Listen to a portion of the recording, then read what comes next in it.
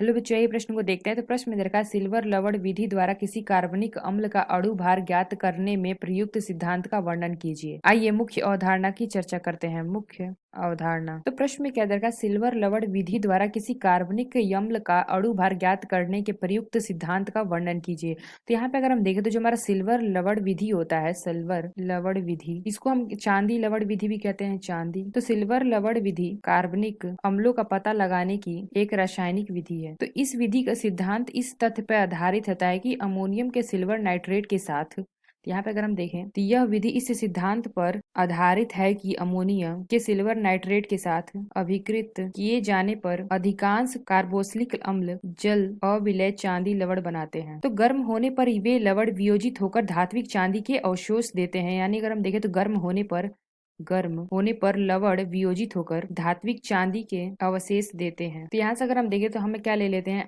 RCOOH, इसकी अभिक्रिया करा देंगे क्या NH4OH से। तो यहाँ पे हमें क्या प्राप्त हो जाएगा, यहाँ पे हमें प्राप्त हो जाएगा RCOONH4 प्लस हमें क्या प्राप्त होगा, जल के अणु। तो यहाँ से अगर हम देखें तो RCONH4 अगर ले लेते हैं इसको, RCOONH4 प्लस हम क्या इसको अभिक्रिया करा देंगे AgNO3 के साथ।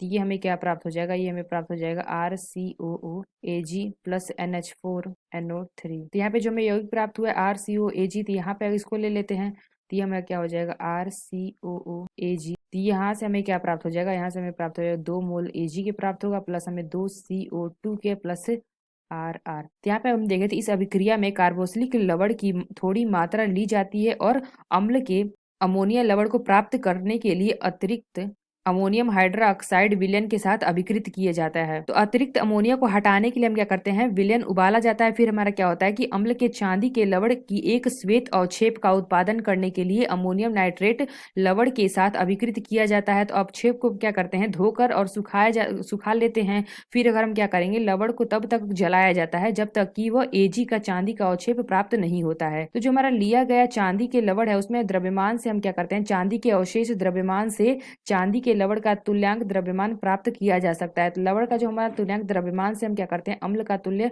द्रव्यमान प्राप्त किया जा सकता है। तो हम क्या कह सकते हैं कि सिल्वर लवण विधि का उपयोग कार्बनिक यौगिक अम्ल के अणु भार के निर्धारण के लिए किया जाता है। तो आशा करते हैं आपको समझ में आया होगा। धन्यवाद।